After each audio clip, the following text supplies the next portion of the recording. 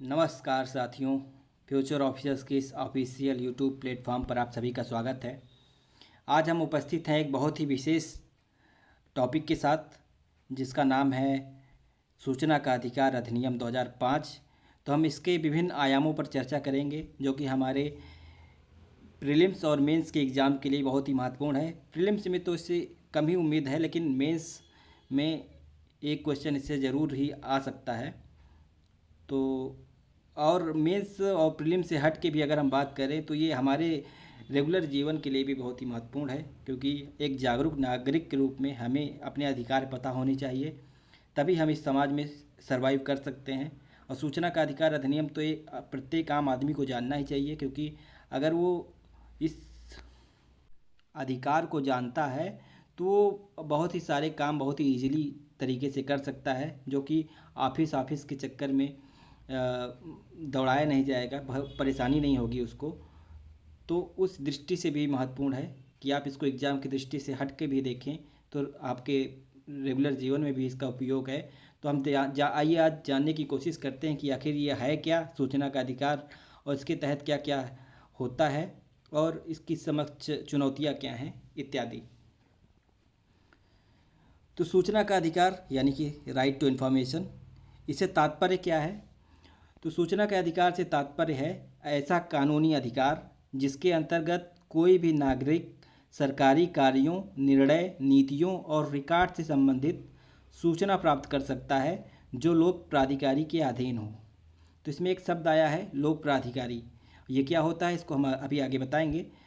तो इससे अगर हम तात्पर्य समझें तो सूचना के अधिकार से, तो ये ऐसा कानूनी अधिकार है जिसके अंतर्गत कोई भी नागरिक यानी कि हम और आप सरकारी कार्यों, निर्णयों, नीतियों और रिकॉर्ड से संबंधित सूचना प्राप्त कर सकते हैं। यानी कि हमारी सरकार जो कार्य कर रही है, जो नीतियाँ बना रही है और जो उस रिकॉर्ड रख रही है, वो हमें तो नहीं पता चलता वो दिल्ली में बैठ के क्या कर रही है।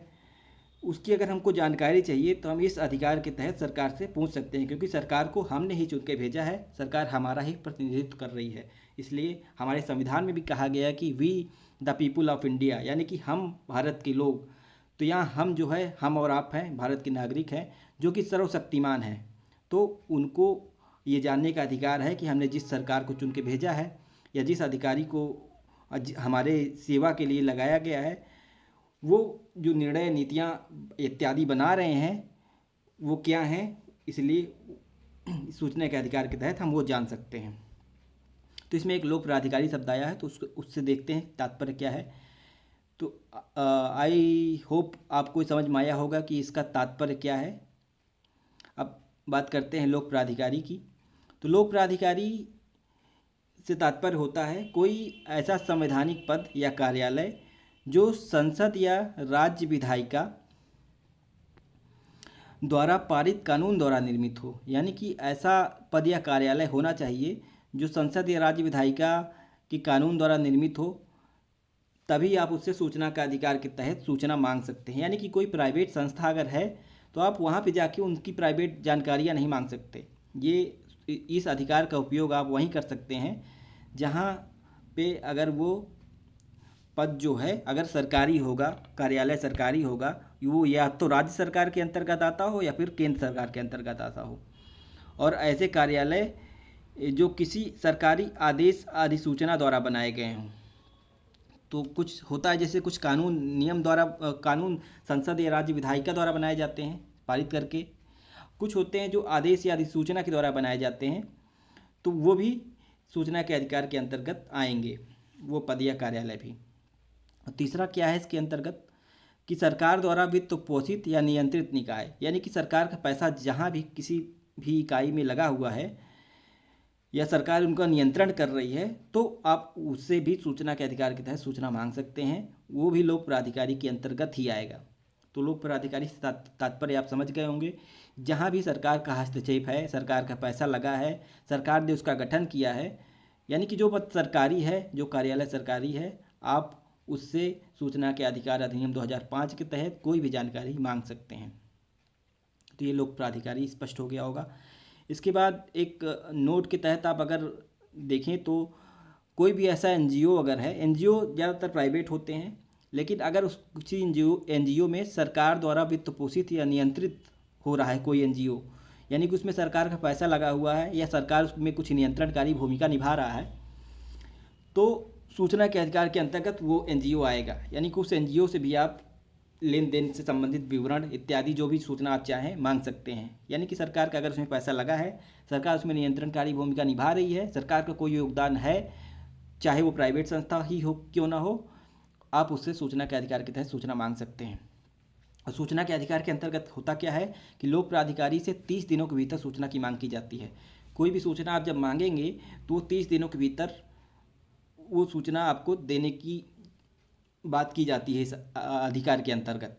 आगे हम इस पे समझेंगे कि इसकी प्रक्रियाएं क्या हैं। फिलहाल देखते हैं कि वैधानिकता क्या है। सूचना का अधिकार अधिनियम जो है वो भारतीय संविधान के अनुच्छेद 19(1)(a) के अंतर्गत आता है, जो कि अभिव्यक्ति की स्वतंत्रता के अंतर्गत आता है। यानी कि अनुच्छेद 19(1) में अभिव्यक्ति की स्वतंत्रता के संदर्भ में बात की जाती है 1(a) में। इसी के अंतर्गत सूचना के अधिकार को शामिल किया गया है। यानी कि ये हमारी अभिव्यक्ति की स्वतंत्रता है कि हम आप सूचनाओं को सरकार से मांगें।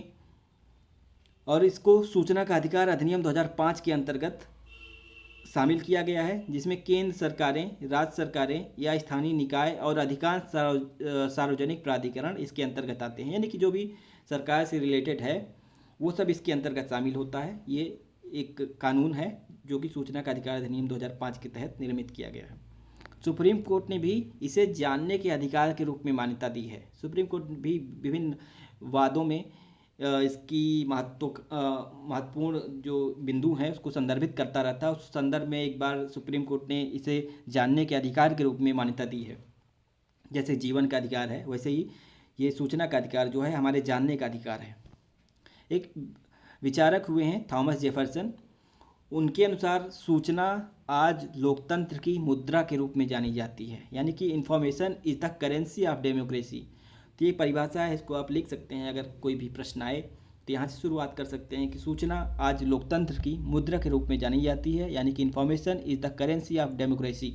सूचना का महत्व इतना ज़्यादा है कि आज पूरा विश्व सूचना के ही दम पे चल रहा है। आप किसी भी कंपनी को देख लीजिए, वो क्या इकट्ठा कर रही है, सूचना इकट्ठा कर रही है। आप कोई भी गवर्नमेंट देख लीजिए, इसी सूचना के बल पे वो जीत या हार सकती है, कुछ भी कर सकती है। तो सूचना बहुत ही बड़ा एक शक्तिशाली चीज़ है जिसके दम पे हम कुछ भी कर सकते हैं। कोई भी शक्तिशाली आदमी अगर है तो किस दम पे, इसी सूचना के दम पे। इसीलिए इसको एक लोकतंत्र की मुद्रा के रूप में जाना जाता है, जो कि थॉमस जेफरसन ने इसको बोला है। इसका उद्देश्य क्या होता है, यानी कि सूचना के अधिकार अधिनियम जो लाया गया, इसका उद्देश्य क्या था? भ्रष्टाचार नियंत्रण, सुशासन को बढ़ावा देना और नागरिकों का सशक्तिकरण करना इत्यादि। सूचना के अधिकार के तहत आप जब सूचनाएं मांगेंगे तो एक पारदर्शिता आएगी उस कार्यालय में या उस ऑफिस में जहां से आप सूचना मांग रहे हैं। तो इससे भ्रष्टाचार का नियंत्रण होता है और अधिकारी के ऊपर भी दबाव बनता है, तो वो सुशासन यानी कि उस पर पारदर्शी तरीके से काम करने की कोशिश करता है। और इससे नागरिक भी सशक्तिकरण होते हैं, नागरिक भी जागरूक होते हैं, उनको भी पता चलता है कि हमारे अधिकार क्या हैं। और ये जो एक अफसरशाही रवैया होता है वर्तमान समाज का, जहाँ पे ऑफिसों में जनता के साथ दुर्व्यवहार किया जाता है, तो उसकी एक उसमें कमी आती है। नागरिक अपने आप को नागरिक को बड़ा माना जाता है और उसके जो भी डाउट्स हैं, जो भी उसके प्रश्न हैं, उसको सॉल्व करने की कोशिश की जाती है। तो इससे भ्रष्टाचार पर नियंत्रण होता है, सुशासन स्थापित होता है और नागरिकों का सशक्तिकरण होता है। ये इसके उद्देश्य हैं। इसी उद्देश्य के लिए सूचना का अधिकार अधिनियम लाया गया। आगे अगर बात करें तो इसकी संकल्पना जो है, सर्वप्रथम 1766 में स्वीडन में सर्वप्रथम सूचना का अधिकार लागू किया गया था। यानी कि इसका जन्मदाता जो देश है वो स्वीडन है। और फिर अमेरिका ने इसको 1767 में अपने यहाँ लागू किया। अमेरिका इस मामले में बहुत ही अच्छा है कि मतलब वो देखता है कि जहाँ भी विश्व में कुछ अच्छी चीज़ें हैं उसको तुरंत ही अपने देश में वो लागू करने की कोशिश करता है। इस प्रकार की देश जो होते हैं वही आगे चल के तरक्की करते हैं, इसीलिए अमेरिका आज राज कर रहा है। तो सर्वप्रथम 1766 में स्वीडन में इसको लागू किया गया। उसके बाद अमेरिका ने इसको कॉपी किया 1767 में, और फिर धीरे धीरे कई सारे देशों ने इसको अपने यहाँ लागू किया। भारत के संदर्भ में बात करें तो 2002 में सूचना की स्वतंत्रता अधिनियम 2000 पारित किया गया। यही आगे चल के सूचना का अधिकार अधिनियम 2005 के रूप में परिवर्तित हुआ या इसी के नाम से जाना गया। तो सबसे पहले 2002 में सूचना की स्वतंत्रता अधिनियम 2002 पारित हुआ था, जो कि आगे चल के सूचना का अधिकार अधिनियम 2005 के रूप में जाना गया। भारत में पहली बार आरटीआई पुणे में एक पुलिस थाने में वर्ष 2005 में फाइल की गई थी। तो जब 2005 में सूचना का अधिकार अधिनियम भारत में लागू हो गया तो उसके बाद पहली बार आरटीआई वो पुणे में लागू हुआ था। ये एक फैक्ट है, कहीं एग्जाम में पूछ सकता है, तो आप इसको ध्यान रखिएगा कि पुणे में पुलिस थाने में 2005 में पूछा गया था। इसमें समस्याएं क्या हैं? अगर हम समस्याओं पर बात करें कि सूचना का अधिकार के समस्याएं क्या हैं, तो पहली समस्या तो इसकी ये है कि राज्य या केंद्रीय सूचना आयोगों में नियुक्तियों का अभाव है। ये ज़्यादातर संस्थाओं में यही दिक्कत है आज के, कि वहाँ नियुक्तियाँ नहीं की जा रही हैं। यानी संस्थाएं तो हैं लेकिन वहाँ उसको चलाने वाला कोई है ही नहीं। तो इसी तरह राज्य और जो केंद्रीय सूचना आयोग है उसमें भी नियुक्तियों का अभाव है। जहाँ तक सूचना के अधिकार अधिनियम के अंतर्गत कहा गया है कि आयुक्तों की संख्या लगभग 10 होनी चाहिए, लेकिन अधिकांश राज्यों में देखा जाता है कि 3 से 6 सूचना आयुक्त ही नियुक्त किए जा रहे हैं। यानी कि जब वहाँ आयुक्त ही नहीं होंगे तो कार्यभार पे बोझ बढ़ेगा कुछ लोगों पे, तो पेंडिंग पड़ेंगे, केसेस सॉल्व ही नहीं हो पाएगा, तो इसका कोई महत्व ही नहीं रह जाएगा। तो इस प्रकार ये एक समस्या है इस सूचना का अधिकार अधिनियम की। दूसरी समस्या इसके अंतर्गत ये है कि सूचना का अधिकार अधिनियम 2018 में जो आया था 2005 में, इसमें 2018 में संशोधन किया गया, जिसके तहत सरकार ने आयुक्त के कार्यकाल व उनके सेवा शर्तों को अपने हाथों में ले लिया। अब ये भी एक बात है कि एक स्वायत्त संस्था के रूप में इसको विकसित किया जाना चाहिए, क्योंकि इसके अंतर्गत पक्ष व विपक्ष, खासकर ज़्यादातर टारगेट सरकार को ही किया जाता है, क्योंकि हम अगर जो सत्ता पक्ष में होता है वही उसी को ज़्यादा नुकसान हो सकता है, क्योंकि हम सूचनाएं मांगेंगे उनसे, क्योंकि वही हमारे माई बाप हैं। तो सरकार ने क्या किया 2018 में, इस पर संशोधन कर दिया 2005 वाले अधिनियम में, और जो आयुक्त हैं उनके कार्यकाल व सेवा शर्तों को अपने हाथों में ले लिया। यानी कि वो डिसाइड करेंगे कि उनका कार्यकाल कितना होगा, उनकी सेवा शर्तें कैसी होंगी। तो इससे उनकी स्वायत्तता प्रभावित हुई। अब भाई अगर सरकार अपने हाथों में ले लेगी तो सरकार जिस हिसाब से सरकार के हाथ में अगर सब कुछ है, तो इससे जो आयुक्त हैं उनके कार्यकलाप में एक प्रकार का लालच का भाव आ सकता है और उनकी ईमानदारी पर प्रश्न उठ सकते हैं। तो इससे इसकी ये भी एक समस्या है। और तीसरी समस्या की अगर बात करें तो इसके अंतर्गत सज़ा का कोई प्रावधान नहीं है, यानी कि बहुत ही लचीलापन है सज़ा में। अब तक की अगर बात करें तो लगभग 2.2% मामलों में ही सज़ा हो पाई है। यानी कि इसके तहत सूचनाएं मांगी जाती हैं, अगर उसमें कुछ कमियां होती हैं या फिर कुछ भी गड़बड़ी निकलती है तो उसके बाद का प्रोसेस क्या है, हमने सूचना मांगी, हमको सूचना मिल गई, अगर उस सूचना के आधार पे हम कुछ कार्रवाई चाहते हैं तो कार्रवाई नहीं हो पाती है। तो अब तक लगभग 2.2% मामलों में ही सज़ा हो पाई है, जिससे इसकी अप्रभाविता सिद्ध होता है। तो अगर इस पर कार्रवाई किया जाए तो ये प्रभावी हो सकता है। तो ये भी एक समस्या है। नेक्स्ट अगर देखें तो इसकी आवेदन प्रक्रिया क्या है। जैसा कि मैंने पहले बताया था कि हम आगे बात करेंगे कि इसमें आवेदन कैसे करते हैं, ताकि जो हमारे आम आदमी हैं, आम नागरिक हैं भारत के, वो जान सके कि हम सरकार से कैसे या इन ऑफिसों से कैसे अपनी सूचनाएं मांग सकते हैं। तो इसके लिए लोक सूचना अधिकारी यानी कि PIO को आवेदन लिखना होता है, हिंदी अंग्रेजी या जो भी क्षेत्रीय भाषा हो आपकी उसके तहत।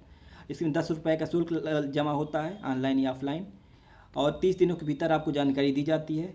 यदि जीवन मरण का मामला है यानी बहुत ही इमरजेंसी मामला है तो 48 घंटों के भीतर भी आपको जानकारी प्राप्त करवाई जाती है। और अपील, यदि आपको जानकारी मिल गई, अपील करना चाहते हैं आप, इसके खिलाफ नहीं मिल रही है ये जानकारी नहीं मिल रही है, आप असंतुष्ट हैं, तो अपील आप कर सकते हैं और 30 दिनों के भीतर अपीली प्राधिकारी से अपील आप कर सकते हैं। अगर 30 दिनों के भीतर, जैसे इसमें दावा किया जाता है कि 30 दिनों के भीतर आपको जो सूचना मांगेंगे वो मिल जाएगी, लेकिन अगर आपको नहीं मिलती है तो आप इसके विरुद्ध अपील भी कर सकते हैं, जिसके 30 दिनों के भीतर आपको अपील करना होता है। और इसके बदले वहाँ पे सुनवाई होती है और फिर जो अधिकारी होता है संबंधित, उसके ऊपर दंडात्मक कार्रवाई होती है, उसके ऊपर जुर्माना वगैरह लगाए जाते हैं। तो ये है सूचना का अधिकार अधिनियम 2005। अब इससे संबंधित प्रश्न को अगर देखें तो प्रीलिम्स में इससे संबंधित प्रश्न आ सकता है, जैसे कि सूचना का अधिकार किस मूल अधिकार से संबंधित है। तो हमने ऊपर बात किया अभी कि अनुच्छेद 19(1)(a) से संबंधित है। तो ये तो बहुत ही सिंपल सा प्रश्न हो गया, लेकिन ऐसे ही कई सारे उसमें से प्रश्न निकल सकते हैं। अगर आपने ध्यान से देखा होगा तो आपको आगे दिक्कत नहीं आएगी। और मेन से की दृष्टि से अगर बात करें तो प्रश्न बन सकता है कि सूचना का अधिकार अधिनियम 2005 सुशासन का एक प्रभावी उपकरण है, परीक्षण कीजिए। अब सूचना के अधिकार अधिनियम 2005 जो है, इसके संदर्भ में हमने पक्ष विपक्ष दोनों बात की, यानी कि इसके लाभ क्या हैं और इससे नुकसान क्या है, इसकी समस्याएं क्या हैं। तो उन्हीं को इसमें बताना है, परीक्षण करना है, यानी कि उसके लाभ बताने हैं और उससे जो उसमें समस्याएं हैं वो बताने हैं, और इसको कैसे बेहतर बनाया जा सकता है इस बात की भी चर्चा करनी है। तो ये 200 शब्दों में करना है, ये आप करेंगे और हमारे टेलीग्राम चैनल जो है वहाँ पे भेजेंगे। साथ ही अगर आपने अभी तक हमारे टेलीग्राम चैनल को सब्सक्राइब नहीं किया है या फिर हमारे इस यूट्यूब प्लेटफॉर्म को सब्सक्राइब नहीं किया है तो सब्सक्राइब कर लीजिए। यहाँ पे बहुत ही महत्वपूर्ण वीडियोस रेगुलर बेसिस पे आपको प्राप्त हो रहे होंगे, और हमारी टीम बहुत ही मेहनत कर रही है, तो उसको सपोर्ट करिए और हमें प्रोत्साहित करिए ताकि हम ऐसे ही और वीडियो लाने के लिए प्रयासरत रहें। धन्यवाद।